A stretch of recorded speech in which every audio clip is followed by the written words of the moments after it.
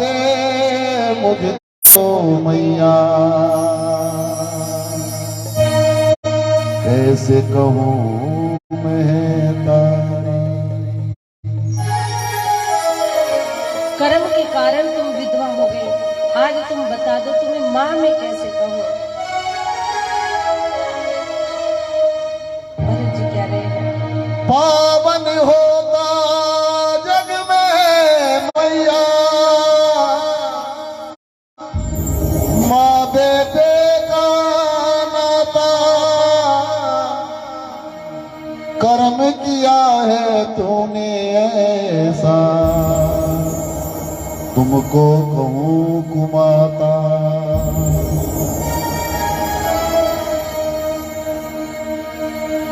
अपने गुरु से भी एक बात कही, गुरु वशिष्ठ जी से भी, कि मेरी माँ ने 2 वरदान मांगे। पहला वरदान कौन सा था? आप न्याय और धर्म की बात करते हैं। पहला वरदान कौन सा था? कि भरत को राजगद्दी, दूसरे से राम को वनवास।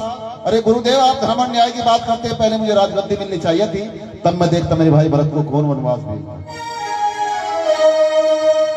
कि कई तूने लूट लिया,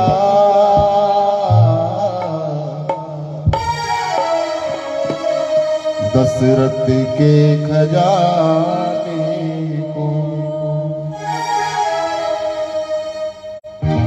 तू तरस जाएगी मैया, तू तरस जाएगी मैया, मांग अपनी सजाने को।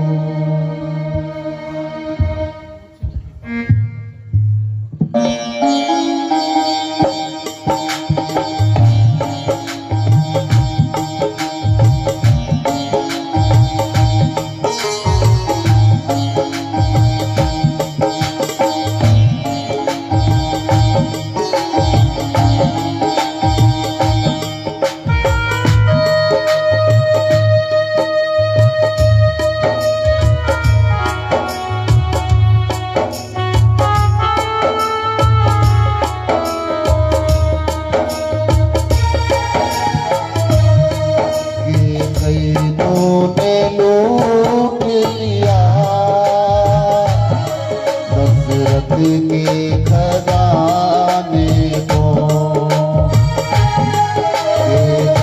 तूने लूट लिया, दशरथ के खजाने को। तू तरस जाएगी मैया, तू तरस जाएगी मैया, तू तरस जाएगी मैया, मांग अपनी सजाने को। तू तरस जाएगी मैया, मांग अपनी सजाने को। मैया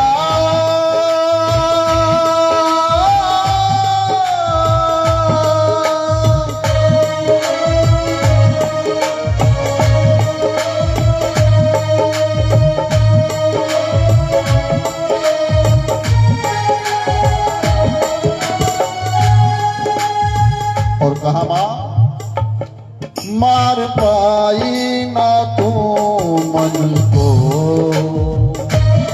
तूने जाना है जन धन को।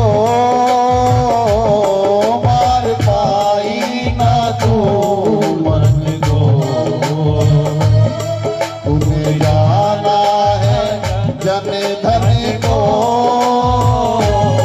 रघुकुल के जीवन को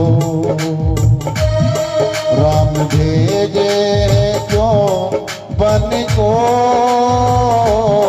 रघुकुल के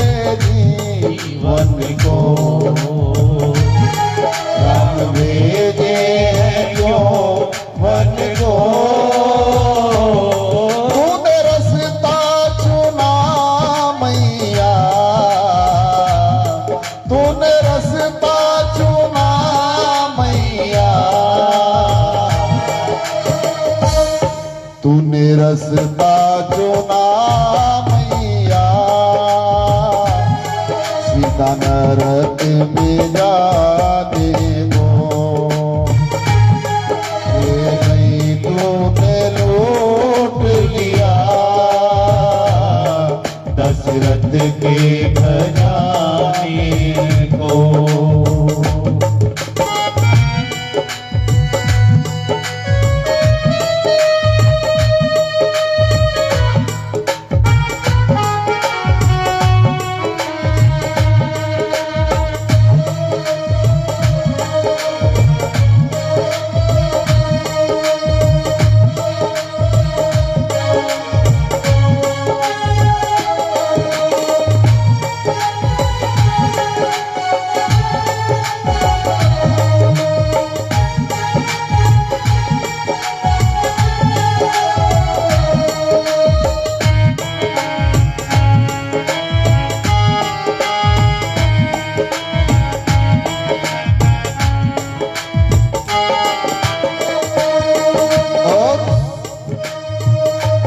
तेरी वो हालत होगी माँ, तूने संसार में वो काम किया है कोई अपनी बेटियों का नाम के कहीं नहीं रखेगा।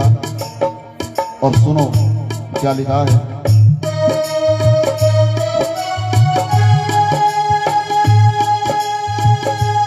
हाथ तरसेंगे कंगन को, माथा तरसेगा बिंदिया को। हाथ तरसेंगे कंगन को, माथा तरसेगा बिंदिया को।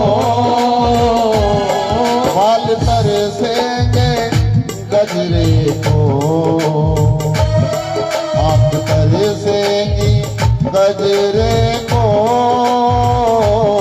बाल तरसेंगे गजरे को, आके तरसेगी गजरे को। तरस जाएगी मैया, तू तरस जाएगी मैया, तू तरस जाएगी मैया। सबसे मिलने मिलाने को, ये कहीं तूने क्यों लिया दशरथ के खजाने को।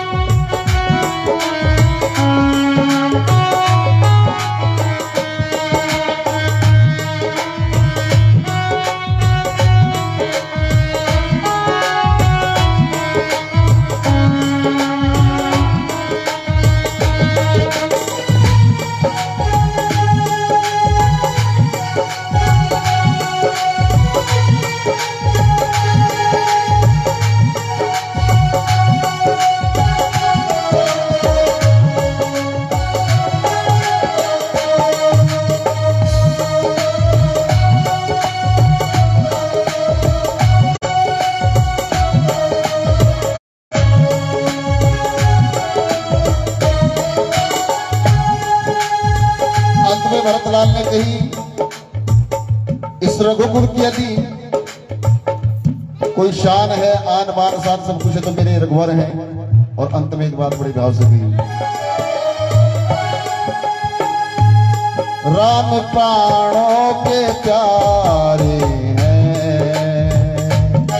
नैनों के तारे हैं। राम प्राणों के प्यारे हैं, नैनों के वो तारे हैं। रघुकुल के उजियारे हैं, हम सबको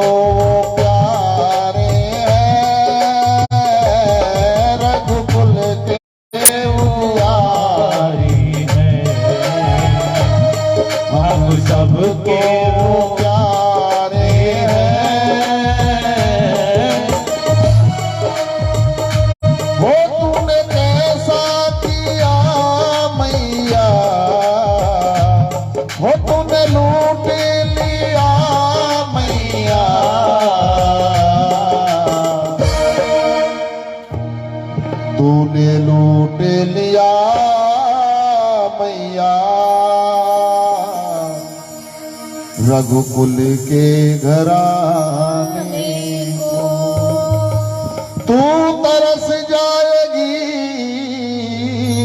मैया, मांग अपनी सजाने को। तू तरस जाएगी मैया, मांग अपनी सजाने को। इस प्रकार प्रभु भरत जी बहुत विलाप कर रहे हैं। वशिष्ठ जी गुरुदेव समझा रहे हैं, भरत जीवन मरण हानि लाभ यश अपयश ये सब विधाता के अधीन है, उनके हाथों में है। जो आया है उसे जाना है। अब इस प्रकार समझाते हुए अपने पिता का दाह संस्कार करो, अंतिम संस्कार करो। सारे अयोध्या प्रवासियों को बड़ा आश्वासन दिलाते हुए गुरुदेव ने भरत जी को समझाते हुए अब देश की अंतिम विदाई की तैयारी कर रहे हैं। सारे अयोध्या प्रवासी एकत्रित होते हैं सरयू जी के किनारे और भरत जी अपने पिता श्री राजा दशरथ का अंतिम संस्कार दाह संस्कार करने के लिए चल देते हैं। रोते बिलखते हुए प्रभु श्री राम के बगैर अकेले अधूरे भरत जी हृदय से तो टूट ही चुके।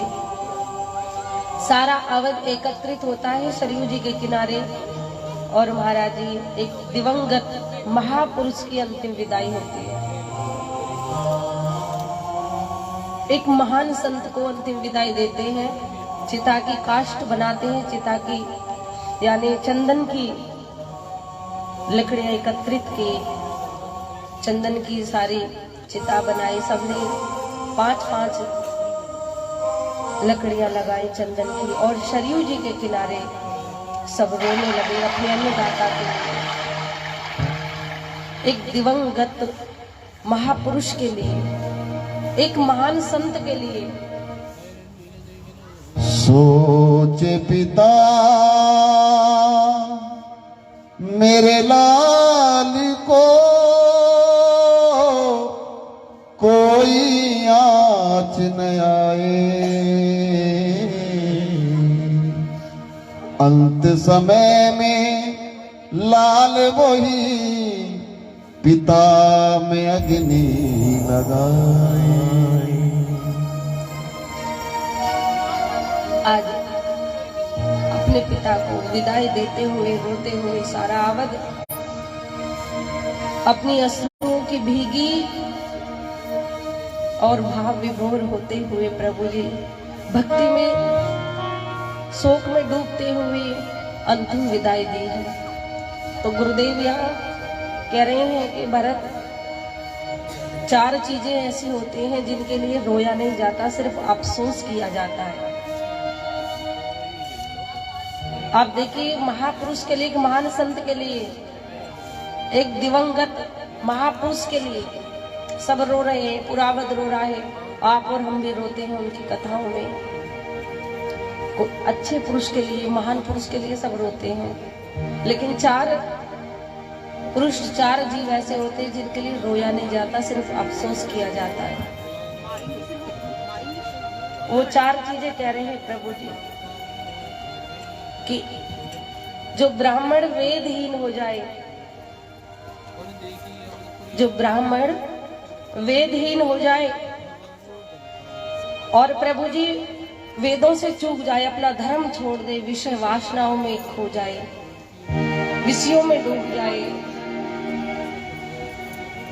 अपने वेदों का अध्ययन न करे, प्रचार न करे, पाठ न करे, वो ब्राह्मण मृत्यु के बाद अफसोस के लायक ही होता है, जो इन चीजों को ना कर सके। वशिष्ठ जी कह रहे हैं और दूसरा कह रहे हैं कि दूसरा वो अफसोस के लायक होता है क्षत्रिय जो नीति नहीं जानता हो, प्रजा का पालन करना नहीं जानता हो, प्रजा को सताता हो, भूख प्यास से प्रजा मर रही है, जूझ रही है, लेकिन उसे आती ही नहीं है नीति होती क्या है। वो राजा मृत्यु के बाद अफसोस के लायक होता है। जो अपनी प्रजा पर अत्याचार करता हो, भूख प्यास से मर रही हो, उनका ख्याल ना रखता हो, सताता हो, ऐसे राजा के लिए भी कोई नहीं रोता। अफसोस करते था कोई राजा था। और कह रहे हैं तीसरा कारण बता रहे हैं कि व्यापार करने वाला, पशुपालन करने वाला हो या खेती करने वाला हो या कोई बिजनेस करने वाला हो, वैश्य, उस वैश्य के लिए कि जो कहीं दान पुण्य न करता हो, खूब उसे मिलता हो, तो फिर भी गुरु वशिष्ठ जी कह रहे हैं कि भरत वो फिर भी कंजूस बन करके जिए, कंजूस रहे, मेरे पास कुछ भी नहीं है। बहुत कुछ मिलने के बाद भी कंजूस टाइप का बना रहे, कई दान पुण्य ना करे, कई अतिथियों को बुला करके भी कहे कि मेरे पास कुछ नहीं है, दक्षिणा ना देता हो, ये नहीं करता हो, पूजा पाठ नहीं करता हो, ब्राह्मणों को भोजन नहीं कराता हो, उस पुरुष की, उस नारी की मृत्यु हो जाए, उस वैश्य की, तो अफसोस के लायक ही होता है, उसके लिए कोई नहीं रोता जो इन चीजों से परे रहता है। और कह रहे हैं चौथा कारण, संसार में वह शूद्र अफसोस के लायक है जो ब्राह्मणों का अपमान करे, ज्ञान का घमंड करे। ब्राह्मणों का अपमान करते हैं, बहुत से ज्ञान का घमंड करते हैं, झूठी चर्चाएं फैला देते हैं, बात का बतंगड़ बना देते हैं। उस शूद्र के लिए बताया कि वो मरने के बाद, मृत्यु के बाद अफसोस के लायक है, जो बातों का बतंगड़ बनाते हैं, ब्राह्मणों की अपमान करते हैं, पंडितों का अपमान करते हैं, अपने ज्ञान, थोड़ा सा ज्ञान है उसका घमंड आ जाए, मैं इतना बड़ा ज्ञानी हूँ, मृत्यु के बाद। और नारी को भी कहा है, वो नारी जो अपने घर में कलह कराती हो, जो अपने घर में झूठ बोलती हो, ईर्ष्या करती हो, द्वेष भाव रखती हो अपने पराये का, एक दूसरे से लड़ाई झगड़े कराने में उसको आनंद आता हो, इधर उधर की लगाती हो, वो किसी को प्रेम न करती हो, वो नारी मृत्यु के बाद अफसोस के लायक होती है, उसके लिए कोई नहीं रोता। ये 4 चीजें गुरुदेव वशिष्ठ जी ने बताई है कि भरत, ये 4 पुरुष जो होते हैं अफसोस के लायक होते हैं मरने के बाद। अब यहाँ तो दिवंगत राजा धर्म धुरंधर अवधेश दशरथ जी महापुरुष थे, महान संत थे, जिन्होंने राम जी को अपना बेटा बना लिया, जिन्होंने ब्रह्म को अपना पुत्र बनाया, और आज उन्हीं के पुत्र के गुणगान करते हैं, बड़े बड़े ऋषि मुनि उन्हीं के पुत्र के नाम का ध्यान करते हैं। उनसे बड़ा कौन महापुरुष या संत होगा।